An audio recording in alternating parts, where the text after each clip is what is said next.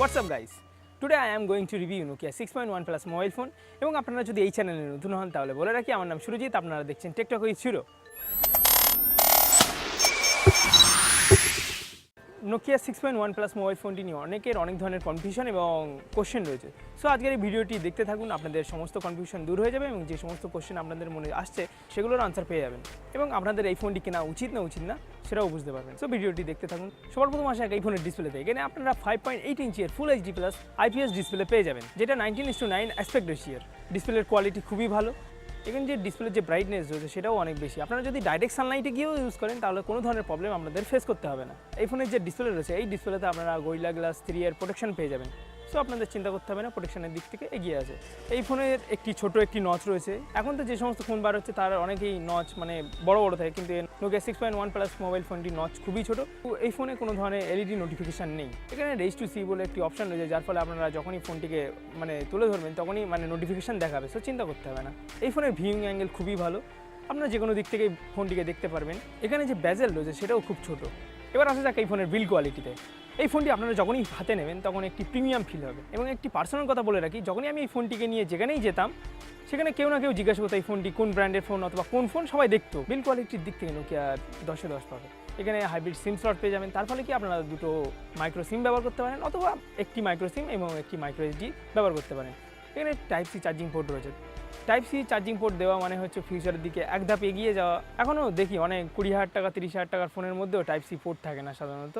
এখানে type C port রয়েছে, কিন্তু ভিতরের যে হার্ডওয়্যার রয়েছে সেটা হলো 2.0 এর হার্ডওয়্যার রয়েছে। সো ডাটা ট্রান্সফার রেট 2.0 হিসাবেই যাবে। এখানে আপনাদের ফেভারিট হেডফোন জ্যাকও পেয়ে যাবেন, যার আউটপুট খুবই ভালো। এবং একটি লাউড স্পিকার রয়েছে, সেটারও যে আউটপুট রয়েছে সেটাও ক্রিস্পি এবং ক্লিয়ার। এবার আসা যাক নেটওয়ার্ক এবং কানেক্টিভিটিতে। আপনাদের মধ্যে অনেকেই জিজ্ঞাসা করছিল এই ফোনের নেটওয়ার্ক এবং কানেক্টিভিটি কেমন। সো বলে রেখে আমি যখন পার্সোনালি ইউজ করছিলাম আমার কোনো ধরনের প্রবলেম হয়নি। বলতে গেলে এই ফোনের যে কানেক্টিভিটি রয়েছে সেটা খুবই ভালো।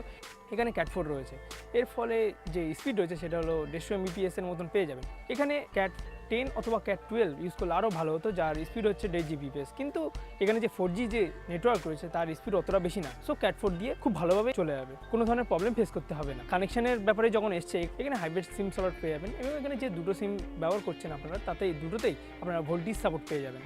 এই ফোনের পারফরমেন্স খুবই ভালো, বিশেষ করে গেমিং পারফরমেন্স। এখানে গেম খেলতে কোনো ধরনের ল্যাগ আমাকে ফেস করতে হয়নি। কিন্তু যখন আমি নতুন ইনস্টল করেছিলাম পাবজি তখন একটু ল্যাগ হয়েছিল, কিন্তু তারপরেতে কোনো ধরনের ল্যাগ হয়নি। এবং অন্যান্য ফোনে আমি গেম খেলে দেখেছি গেম খেলতে গেলে কী হয়, হিটিং ইস্যু হয়, কিন্তু এই ফোনে আমি গেম খেলে দেখলাম কোনো ধরনের হিটিং ইস্যু নেই। এখানে Nokia স্টক অ্যান্ড্রয়েড প্রোভাইড করেছে। এখানে স্টক অ্যান্ড্রয়েড প্রোভাইড করতে গিয়ে Nokia একদম ক্লিন করে রেখেছে। এখানে কোনো ধরনের এক্সট্রা ফিচার অ্যাড করেনি। এখানে ফেস আনলকের সিস্টেমও নেই, যেটা X6 এ রয়েছে। অবশ্যই এখানে যে ফেস আনলক সিস্টেমটা রয়েছে সেটা কোনো হার্ডওয়্যারগত সিস্টেম না, সেটা হলো জাস্ট ক্যামেরার সিস্টেমে ইমপ্লিমেন্ট করা সফটওয়্যারগত একটি সিস্টেম। এখানে কোনো ধরনের জেস্টার বেস নেভিগেশন সিস্টেম নেই। ফোনটিকে আপনারা বেশি কাস্টমাইজ করতে পারবেন না। কদিন ব্যবহার করার পরে আপনাদের হয়তো এই ফোনের প্রতি বোরিং ফিল হতে পারে।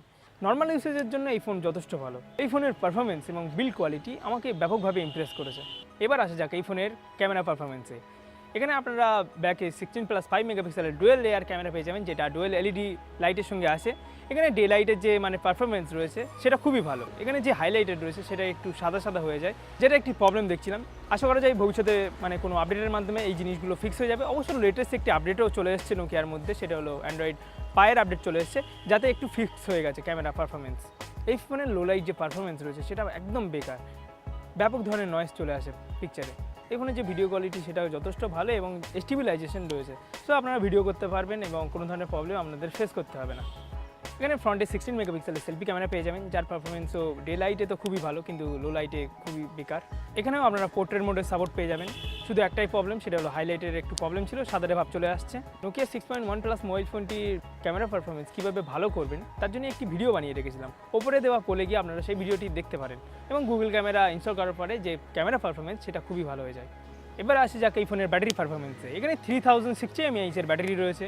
নর্মাল ইউসেজের ক্ষেত্রে একদিন মোটামুটি ব্যাকআপ চলে যাবে এই ফোনে, কিন্তু যারা হেভি ইউজার তাদের ক্ষেত্রে 6-7 ঘন্টা চলে যাবে।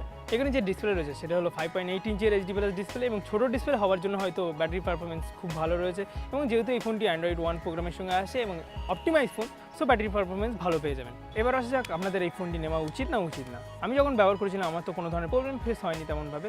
এখানে একটাই প্রবলেম ফেস করেছিলাম, সেটা হলো র্যাম ম্যানেজমেন্ট খুব বেশি ভালো না। একটা অ্যাপ্লিকেশন থেকে আরেকটি অ্যাপ্লিকেশনে যখনই উইন্ডো থেকে আরেকটি উইন্ডোতে যাচ্ছি তখন সেই অ্যাপ্লিকেশনটি আবার নতুনভাবে চালু হচ্ছিলো। এটাই একটি প্রবলেম দেখছিলাম, যেটা ভবিষ্যতে কোনো আপডেটের মাধ্যমে ফিক্স হয়ে যাবে। এবং যে ক্যামেরা প্রবলেম ছিল সেটাও তো গুগল ক্যামেরা দিয়ে ফিক্স হয়ে যাচ্ছে। সো কোনো ধরনের এখানে প্রবলেম আমি দেখলাম না। এর কম্পিউটার বলতে গেলে এখানে নোট 5 প্রো রয়েছে, তারপরে আসুস জেনফোন ম্যাক্স প্রো রয়েছে, রিয়েলমি 2 প্রো রয়েছে। এখানে নোকিয়ার ব্র্যান্ড ভ্যালু পেয়ে যাবেন। এই ফোনটি স্টক অ্যান্ড্রয়েডের সঙ্গে আসে। সো আপনারা বিভিন্ন ধরনের যে সিকিউরিটি আপডেট রয়েছে সেটাও পেয়ে যাবেন এবং ওএসের যে আপডেটও থাকে সেটাও পেয়ে যাবেন।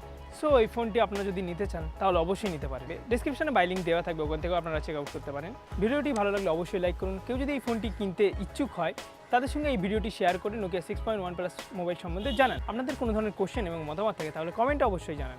আমাদের বাংলা টেক ফ্যামিলিতে জড়ার জন্য চ্যানেলটিকে অবশ্যই সাবস্ক্রাইব করুন। দেখা হবে নেক্সট ভিডিওতে। Thanks for watching, bye bye.